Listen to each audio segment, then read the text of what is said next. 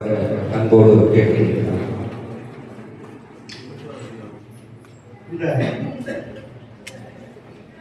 உலகம் உங்கள் கையில் விழாவிற்காக கேட்ட உடனேயே ரெடி பண்ணிட்டாங்க.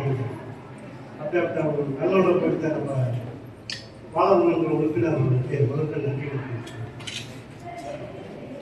இந்த வடிகட்டி விழாவிற்கு வருகின்றதற்கும் அதற்குரிய பாலமன்ற உறுப்பினர்களுக்கும் மற்றும் நம்ம ஊழியர்களுக்கும் இதற்கு நன்றியை செலுத்துகிறேன். இந்த அரசாங்கமானது மாணவர்களின் படிப்புக்காக தனி கவனம் செலுத்தும்.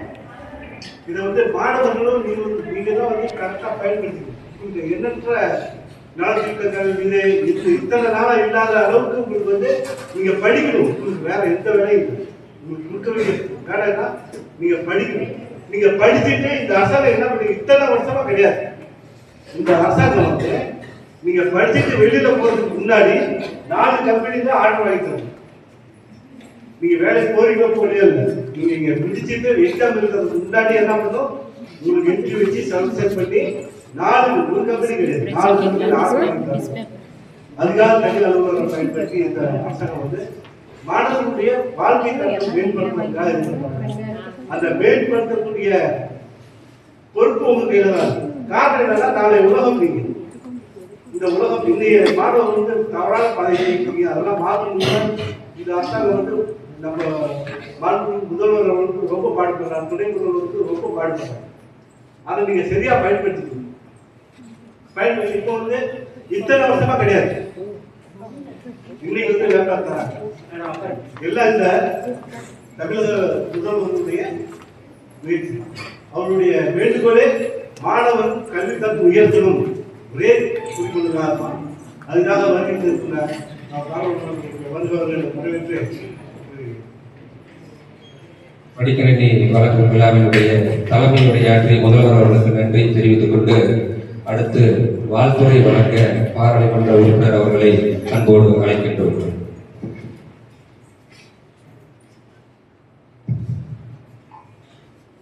அரசினர் தொழில் பயிற்சி நிலையத்தில் மடிக்கணினி வழங்குகின்ற விழாவிற்கு வரவேற்புரை ஆற்றியிருக்கக்கூடிய இந்த கல்லூரியினுடைய முதல்வர்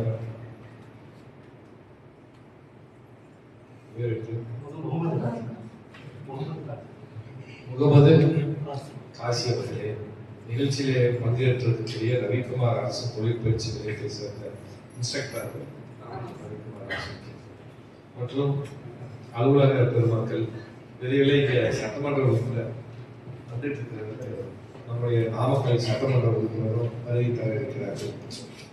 இந்த நிகழ்ச்சியில பங்கேற்றிருக்கக்கூடிய மாணவ செல்வங்கள் அனைவருக்கும் என்னுடைய வணக்கத்தை தெரிவித்துக் கொள்கிறேன்.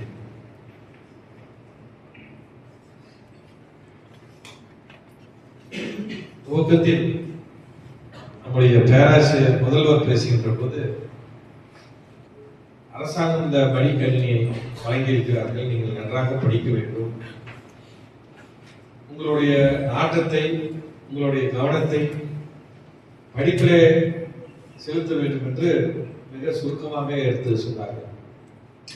இந்த மடிக்கணினி எங்க காலத்திலாம் இல்லாத ஒரு மிகப்பெரிய கருவி, டிவைஸ், எலக்ட்ரானிக் டிவைஸ். இந்த காலத்துல கிடையாது, இருக்கிற பேராசிரியர் காலத்திலும் கிடையாது, யார் காலத்துல இந்த காலத்துல இருக்கக்கூடியது ஒரு பெரிய பொக்கிஷம். இது ஏன் பொக்கிஷம் அப்படின்னு சொல்றோம்னா, உலகம் இன்னைக்கு உங்க கையில கொண்டாந்து சேர்த்துறது இன்னைக்கு இருக்கக்கூடிய இணையதளம், டிஜிட்டல் வேர்ல்ட். உலகம் உங்கள் கையில், உலகம் உங்கள் கையில்ங்கிற தலைப்புல தான் இந்த நிகழ்ச்சியை முதலமைச்சர் நடத்தினார். நாளைக்கு உங்க ஆசிரியர் என்ன பாடத்தை இங்கு நடத்துகிறார், நாளைக்கு இன்ஸ்ட்ரக்டர் உங்களை என்ன பாடத்தை நடத்துகிறார் என்று நீங்கள் முன்கூட்டியே இந்த கணினி, இந்த மடிக்கணினி மூலமாக கூகுள்ல சர்ச் பண்ணி அந்த சப்ஜெக்டை நல்லா நீங்க தெரிஞ்சுக்கிட்டு ஒரு தடவை படிச்சுட்டு போனீங்கன்னா, ஆசிரியர் அதை உங்களுக்கு அந்த பாடத்தை எடுக்கின்ற போது, அந்த தொழில் பயிற்சி நிலையத்திலே அந்த பயிற்சியை உங்களுக்கு வழங்குகின்ற போது உங்களுக்கு அது எளிதாக புரியும். எதை வேணாலும் சர்ச் பண்ணாலும் சரி, வரலாறாக இருந்தாலும் சரி, இன்செக்ட் டெக்னாலஜியாக இருந்தாலும் சரி, லேட்டஸ்டா இருக்கக்கூடிய இன்னைக்கு ஆர்டிபிஷியல் இன்டெலிஜென்ஸா இருந்தாலும் சரி, எந்த துறை இப்ப மெக்கானிக்கல் இருக்கு, மெக்கானிக்கல் ட்ரேட் எல்லாம் யாராவது எத்தனை பேர் மெக்கானிக்கல் ட்ரேட் இருக்கீங்க? கை கொடுங்க. உங்களுக்கு எல்லாமே சிஎன்சி டிசைன் இருக்கா? சிஎன்சி இருக்கா? இருக்கா? இருக்குன்னு சொல்லுங்க. ஆசிரியர் தான் சொல்றாங்க. இருக்கா? சிஎன்சி ஆபரேட்டர் கோர்ஸா புரோகிராமிங் இல்ல எதுல இருக்கீங்க? ரெண்டுமே இருக்கு. இந்த சிஎன்சில இன்னைக்கு லேட்டஸ்டா நீங்க என்ன இருக்கு?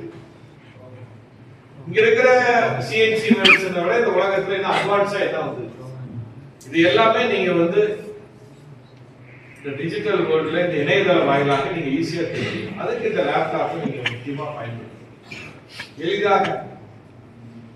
அதுக்குதான் நான் முன்கூட்டியே சொன்ன மாதிரி உங்களுடைய பாடத்திட்டத்தை முன்கூட்டியே நீங்க படிச்சுக்கோங்க. இதே மாதிரி எலக்ட்ரிக்கல் ட்ரேட் இருக்குன்னு நினைக்கிறேன். எலக்ட்ரிக்கல் ட்ரேட் அதுல ஃபிட்டர் ட்ரேட் தெரியும். ஃபிட்டர் கிடையாது, எலக்ட்ரிக்கல் இருக்கு. வேற என்ன ட்ரேட் இருக்கு? சிவில்ஸ் இருக்கு, டிராஃப்ட்ஸ்மேன். சிவில் டிராஃப்ட்ஸ்மேன்லாம் உங்களுக்கு நல்ல எதிர்காலத்துல பெரிய கிடைக்கும். இன்னைக்கு அரசாங்க வேலை வாய்ப்புல டிராஃப்ட்ஸ்மேன்லாம் வந்து நிறைய ஓப்பனிங்ஸ் வரும். தனியார் நிறுவனங்கள் கன்ஸ்ட்ரக்ஷன் ஏன்னா இந்த உலகம் வந்து இன்னைக்கு கட்டுமான துறையில மிகவும் விரிந்து பறந்துருக்கு.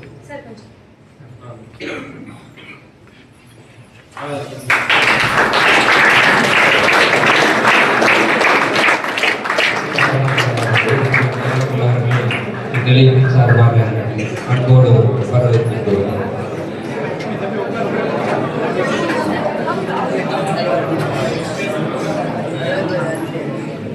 அதனால அதிகமான வாய்ப்பு ஐடிஐ படித்தவர்களுக்கு அதிகமான வாய்ப்பு. நீங்க எல்லாமே சொன்ன ஸ்கில் உங்களுக்கு நீங்க வந்து தொழில் சார்ந்த அறிவு நாம் பெற்றுக்கொள்ள வேண்டும், பயிற்சி பெற்றுக்கொள்ள. யாருக்குமே வேலை வாய்ப்பு இல்லை அப்படிங்கிற சூழ்நிலை இந்த நாட்டில் கிடையாது. திறமையானவர்கள் அனைவருக்குமே வேலை வாய்ப்பு இல்லை, அது ஒரு ஐயப்பாடு கிடையாது. நம்முடைய திறமையை வளர்த்துக் கொள்ளணும். அதே மாதிரி இந்த லேப்டாப்ல நீங்க முக்கியமா தெரிஞ்சுக்கிறது இன்னைக்கு எல்லாத்துக்கும் படிக்கிற பழக்கம் குறைஞ்சிருச்சு. ரீடிங் ஹேபிட் போயிடுச்சு. வாசிக்கிற திறமை கிடையாது, வாசிக்கிற எண்ணம் இல்லை. காரணம் என்னன்னா நீங்க எல்லாமே மேலோட்டமா பார்க்கணும். சமூக வலைதளங்கள்ல செய்திகள் நமக்கு கிடைக்கும். இன்டர்நெட் மூலமாக செய்திகள், சேட்டலைட் தொலைக்காட்சி மூலமாக செய்திகள். இதை தெரிஞ்ச உடனே நமக்கு படிக்கலாங்கிற எண்ணம் போயிடுச்சு.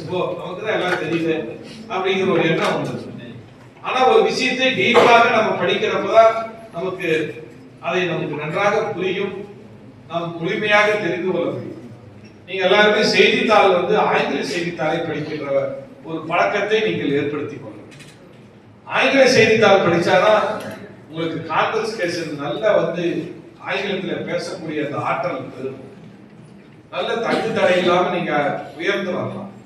என்னதான் நீங்க வந்து டெக்னிக்கலா சவுண்டா இருந்தாலும் ஒரு பெரிய கம்பெனியில போய் வேலை செய்யறப்ப உங்களுக்கு அந்த பிரசன்டேஷன் சொல்லணும். நம்ம என்ன செஞ்சோங்கிறத எடுத்து சொல்லக்கூடிய பிரசன்டேஷன் வேணும். அந்த ஆங்கில அறிவு மூலமா தான் அது கிடைக்கும்.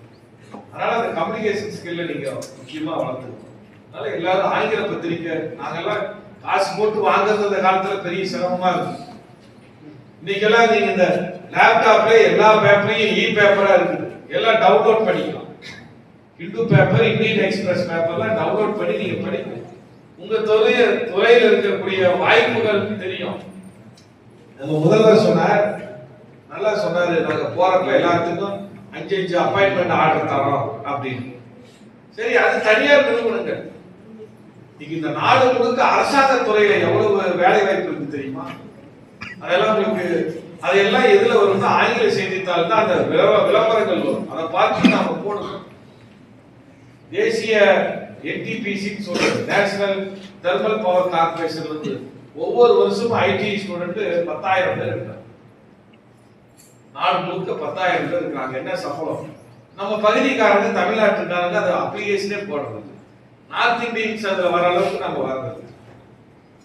அதனால இதுல நீங்க ஆங்கில செய்தித்தாளை படிச்சாலும் இந்த விளம்பரம் தெரியும். நெய்வேலியில் இருக்கக்கூடிய லிக்னைட் கார்பரேஷன்ல பாத்தீங்கன்னா ஐடி வந்து வருஷத்துக்கு 1000 பேர் எடுக்கலாம். அதை நாம விண்ணப்பம் போடுறது கிடையாது. நம்ம காலேஜுக்கே வரணும், இடத்துக்கே வந்து கேம்பஸ்ல செலக்ட் ஆனாதான் இல்ல, மற்றபடிலாம் நமக்கு வேலை இல்லை அப்படின்னு நினைக்க கூடாது. அரசு வேலை வாய்ப்பு நிறைய இருக்கு. அப்ரண்டிஸ்ஷிப் நிறைய. நீங்க அப்ரண்டிஸ் வந்து இப்ப உங்களுக்கு வந்து ஒரு நியர் அப்ரண்டிஸ் வந்து நீங்களே ஏற்பாடு பண்றீங்களா? இதுக்கு முன்னாடி வந்து ஐடி படிச்சவங்க இந்த நேஷனல் வொகேஷனல் ட்ரஸ்டா அவங்க வந்து அப்ரண்டிஸ்ஷிப் ஏற்பாடு பண்ணி கொடுப்பாங்க. இப்ப அவங்களா இல்ல நீங்களே பண்ணி கொடுங்க. எங்க எந்தெந்த நிறுவனத்துல அப்ரண்டிஸ் பண்றீங்க? ஒன்லி இந்த ஆக்ட் அப்ரண்டிஸே பண்றாங்க. இல்ல டிரான்ஸ்போர்ட்ல ரொம்ப வாய்ப்பு கம்மி. நிறைய Bharat petroleum, Hindustan petroleum corporation இந்த மாதிரிலாம் இருக்கு. இதெல்லாம் நீங்க செய்தித்தாள் படிக்கிறப்ப ஐடி ஃபைனல் இயர் படிக்கிற ஸ்டூடெண்ட் போடுங்க, உங்களுக்கு நாங்க அப்ரண்டிஸ் தரோம். முதல்ல நீங்க எல்லாருக்கும் அப்ரண்டிஸ் முடிக்கணும். அப்ரண்டிஸ் முடிச்சாதான் உங்களுடைய கோர்ஸ் முழுமைங்கிறது தெரியுமா தெரியாதா? அப்ப அப்ரண்டிஸ் எங்க முடிக்கணும்? நல்ல நிறுவனங்கள்ல, பெரிய நிறுவனங்கள்ல நீங்க போய் முடிக்கணும். காலேஜ் மூலமாவும் நாம அப்ரண்டிஸ் ஏற்பாடு பண்ணி தருவாங்க. ஆனா செய்தித்தாள்கள் மூலமா நீங்க தெரிந்து பல்வேறு நிறுவனங்கள்ல இருக்கக்கூடிய அப்ரண்டிஸ் நீங்க போட்டு அப்ளிகேஷன் போட்டா கிடைச்சிடும். அப்ளிகேஷன் போடுறது இல்லை, அவ்வளவுதான். அதனால செய்தித்தாள்லாம் படிச்சு இன்னைக்கு நாட்டு நடப்பை நீங்கள் தெரிந்து கொள்வதற்கு இந்த மடிக்கணினி உங்களுக்கு ரொம்ப யூஸ்ஃபுல்லா இருக்கும். அதே மாதிரி கம்யூனிகேஷன் ஸ்கில், ஆங்கில அறிவை வளர்த்துக் கொள்ளலாம். ஆங்கிலத்துல பேசுறதுல உங்களுக்கு எந்த தயக்கமும் வேண்டாம். நாம என்ன ஐடிஐ ஸ்டூடெண்ட், ஐடிஐ ஸ்டூடெண்ட் நமக்கு என்ன இங்கிலீஷ் வேணும் அப்படின்னு நினைக்காதீங்க. நீங்க நினைச்சா உச்சத்தை சொல்லலாம். ஒரு முறை இந்திய பாதுகாப்பு ஆராய்ச்சி நிறுவனத்துல பூனே போயிருந்தேன். பூனே போனப்ப அது ஒருத்தர் எனக்கு ஒரு சயின்டிஸ்ட் வந்து ஒரு நோடல் ஆபீசரா போடுவாங்க. எங்களை வரவேற்று அவங்களை தங்க வச்சு மீட்டிங் கூட்டிட்டு போறது ஒரு சயின்டிஸ்ட் நோடல் ஆபீசரா போடுவார். அவர் அந்த மகாராஷ்டிரா மாநிலத்தை சேர்ந்த ஒரு நோடல் ஆபீசர் வந்தார். சார் நீங்க என்ன சார் படிச்சீங்கன்னு. முதல்ல நான் பிஇ படிச்சேன் சார், இந்த பாதுகாப்பு ஆராய்ச்சி துறையில நான் சயின்டிஸ்டா இருக்கிறேன். எனக்கு ஒரு சந்தேகம், உங்களுக்கு வயசு ஒரு 45-50 இருக்கிற 45 இருக்குது. இப்ப இன்னும் ஏன் இன்னும் ப்ரொமோஷன்ல இல்லாம இருக்கிற மாதிரி இருக்கு, இப்ப சயின்டிஸ்டா வந்து இருக்கிறீங்களே அப்படின்னு. இல்ல சார், நான் வந்து முதல்ல இந்த பாதுகாப்பு ஆராய்ச்சியில சேர்றப்ப ஐடி முடிச்சுட்டு டெக்னிக்கல் அசிஸ்டன்ட் நான் தான் முதல்ல சேர்ந்தேன். டெக்னிக்கல் அசிஸ்டன்ட் கீழே அசிஸ்டண்டா சேர்ந்தேன். அப்புறம் பார்ட் டைம் பாலிடெக்னிக் படிச்சேன்.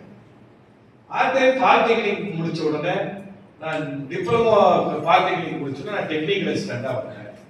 டெக்னிக்கல் அசிஸ்டண்டா வந்த பிறகு இந்த டிப்ளமோ முடிச்சங்காட்டியும் பார்ட் டைம் பாலிடெக்னிக் படிச்சா நீங்க டைரக்டா செகண்ட் இயர் போய் ஜாயின் பண்ணலாம். அப்படிதான் தெரியல, செகண்ட் இயர் போய் ஜாயின் பண்ணலாம். 2 வருஷம் தான் பாலிடெக்னிக். டிப்ளமோ ஹோல்டர் ஆயிட்டேன். அதுக்கப்புறம் சார் நான் டெக்னிக்கல் அசிஸ்டண்டா வந்த பிறகு நான் மீண்டும் பார்ட் டைம் பிஇ படிச்சேன். பிஇ படிச்சு இப்ப சயின்டிஸ்டா வந்துட்டேன்.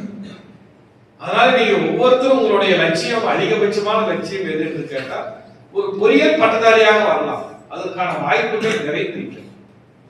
+2 படிக்கலையே, 10th படிக்கலையே அப்படின்னு நினைக்க வேண்டாம். எல்லாரும் 10th பாஸ் பண்ணிருக்கு. இதுல 90% +2 படிச்சிருக்க மாட்டீங்க, அப்படிதானே? இல்ல +2 படிக்காதவங்க கை தூக்குங்க. படிக்காதவங்க +2 போவாதீங்க. ரொம்ப கம்மியான பேர் தான் +2 முடிச்சுட்டு வந்திருப்பீங்க. அதனால +2 படிச்சாதான் இன்ஜினியரிங் போகணும்னு கிடையாது.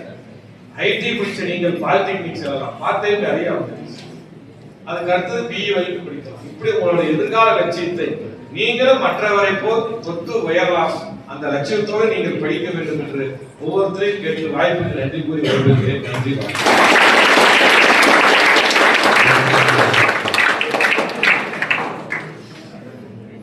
ஐயா, ஐடி முடிச்சவங்க தனியார் நிறுவனம் மட்டும் இல்லை, கவர்மெண்ட்லையும் நம்ம ஜாப் ரெடி பண்ணிக்கிறோம். அதுக்கு முன்னாடி பயிற்சியும் நம்ம எடுக்கிறோம். இந்த அரசாங்கம் நாங்கள் ஏற்பாடு டாடா இதெல்லாம் வந்துச்சு. டாடா